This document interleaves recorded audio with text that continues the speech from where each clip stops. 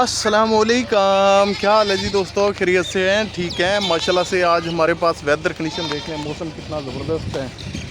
और यूँ लग रहा है कि एक खूब तेज़ किस्म की आंधी आ रही है और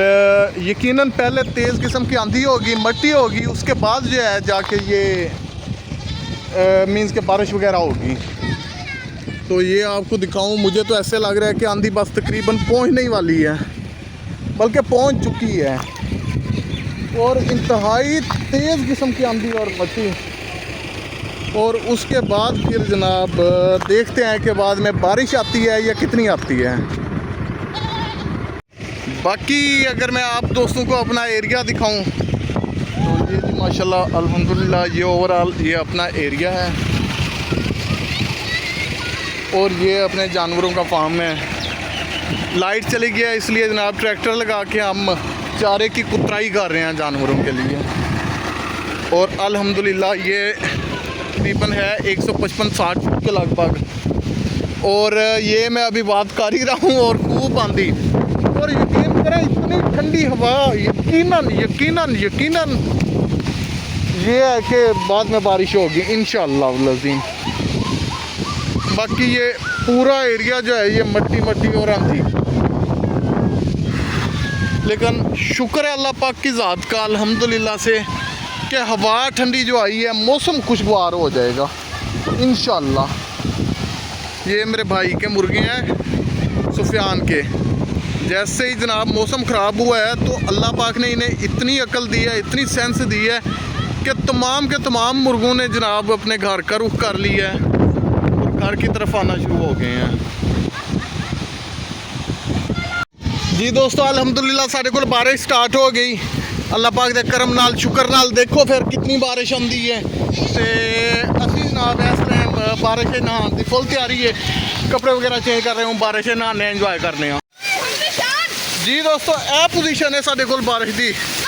इतनी जोर की और ज़बरदस्त बारिश हो रही है कि परनाले पानी नहीं लेके जा रहे और यह पानी जाना देखो जो सिस्टम है पानी का, और बाहर सारी बारिश ही बारिश है, पानी ओवरऑल एक गहरी जगह जी सी फुल हो गई है पानी के नाल। जी भी और बारिश के बाद मौसम कुछ क्लियर हुआ है, मौसम फ्रेश हो गया है और ये छोटे छोटे बच्चे माशाल्लाह इन्होंने क्रिकेट मैच खेलना शुरू कर दिया है। ये आप दोस्तों को दिखाता हूँ।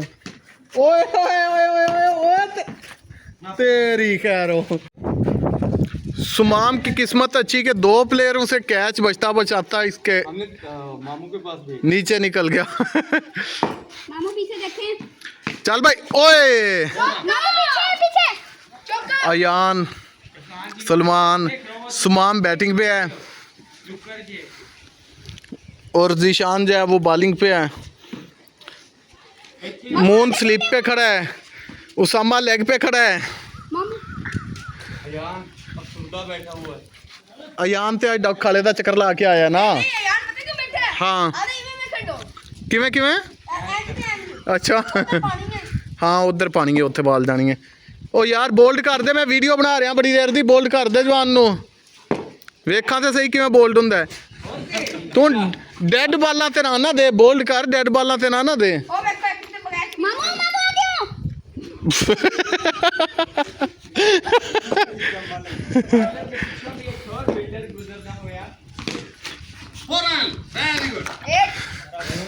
आठ हो गए। साड़ी बाउंड्री है सामने, आ जी दीवार है ना, साड़ी बाउंड्री है 4 ते 6 वाली। इस दीवार के कोल जनाब बाउंड्री है, जितू बालर खेल रहा है उतों 18 फुट है दूर है। उड़ती गई तो जनाब वो छक्का नहीं, उड़ती गई तो पार लंघ गई तो छक्का, तो जे थले रेड़ती गई तो चौका, तो जे घर वाल है घर वाल गई तो फिर जनाब आउट। अरसलान ठीक है, अरसलान बंदा वेरी नाइस।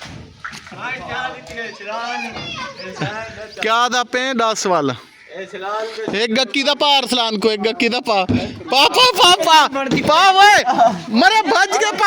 पा जल्दी पा, जोर दी पा अगले पासों सीधी बंदे जरा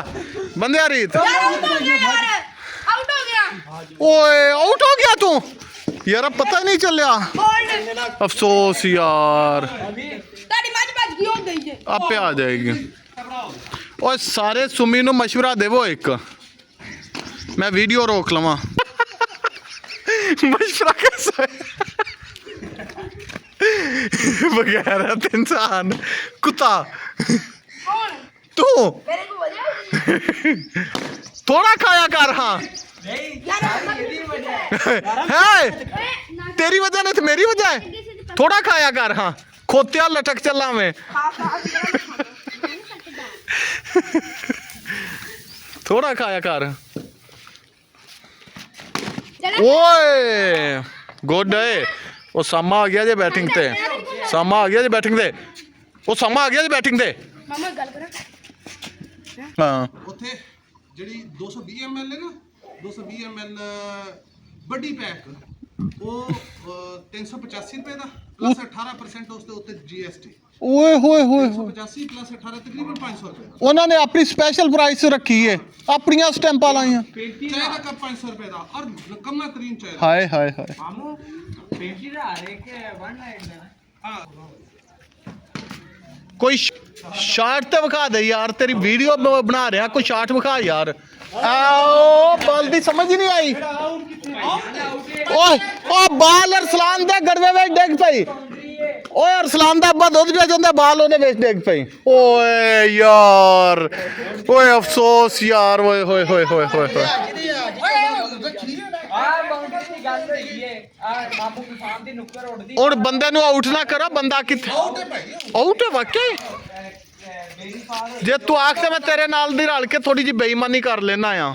ਕਹਿ ਦੇ ਅਸਲਾਨ ਚੱਲ ਹੋ ਗਿਆ ਮੇਰਾ ਮੇਰੀ ਪਹਿਲੀ ਵਾਰ ਤੈਨੂੰ ਪਤਾ ਮੈਂ ਆਪੀ 4 ਵਾਰੀਆਂ ਲਾ 4 ਵਾਰੀਆਂ ਖੇਡ ਜਾਣਾ ਇੱਕ ਅੱਧੀ ਤੇ ਤੈਨੂੰ ਵੀ ਦਵਾ ਹੀ ਸਕਣਾ ਓਏ ਯਾਰ ਕੈਚ ਅਰਸਲਾਨ ਆ ਗਿਆ ਖੈਰ ਨਾਲ ਚਲੋ ਜੀ ਆਓ ਜੀ ਅਰਸਲਾਨ ਸਾਹਿਬ ਪੁੱਤਰ ਅੱਜ ਤੇ ਹਜ਼ਾਰ ਦਾ ਖੇਡਦਾ ਖੁਸਰਿਆਂ ਕਿਉਂ ਪਿਆ ਖੇਡਣਾ ਵੇ ਤੈਨੂੰ ਪਤਾ ਹੈ ਭਾਈ ਵੀਡੀਓ ਲੱਗਣੀ ਹੈ ਹਜ਼ਾਰ ਦਾ ਖੇਡ ਵੀਡੀਓ ਲੱਗਣੀ ਹੈ ਉਹ 10 ਕੋਲ ਚੰਗਾ ਖੇਡ ਹੈਗਾ ਖੁੱਲ ਕੇ ਸ਼ਾਟ ਖੇਡ ਕੇ 10 ਹੋ ਗਏ ਈਰਾਨ ਤਰ੍ਹਾਂ ਖੇਡੋ ਜਿਵੇਂ ਈਰਾਨ ਖੇਡਿਆ ਵੇ ਬੁਜ਼ਦਲੀ ਤਰ੍ਹਾਂ ਡਰ ਕੇ ਤੇ ਨਹੀਂ ਨਾ ਰੁਕਿਆ ਉਹਨੇ ਆਖਿਆ ਮਰਨਾ ਤੇ ਉਵੇਂ ਹੀ ਹੈ ਤੇ ਮੁਕਾਬਲਾ ਕਰਕੇ ਮਰ ਗਏ ਪਤਾ ਸੀ ਸਾਮਾਂ ਨੂੰ ਪਤਾ ਸੀ ਏ ਗਿਆ ਈ। ਓਏ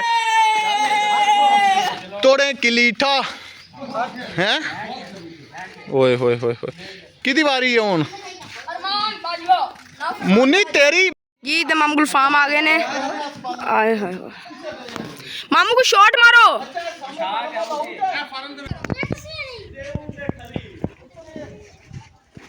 ओए ओए चौका जी चौका उस तरह से चीमा साहब की एंट्री ओ गया आज छक्का फिर ओ पार जे फार्म वेरी गुड भाई ਉਹ ਫਾਰਮ ਤਾਂ ਉੱਡਦਾ ਛੱਤ ਤੇ ਆਊਟ ਕੋਈ ਨਹੀਂ ਚੋਰੀ ਸਾਹਿਬ क्या हाल है भाई हार गई है बॉल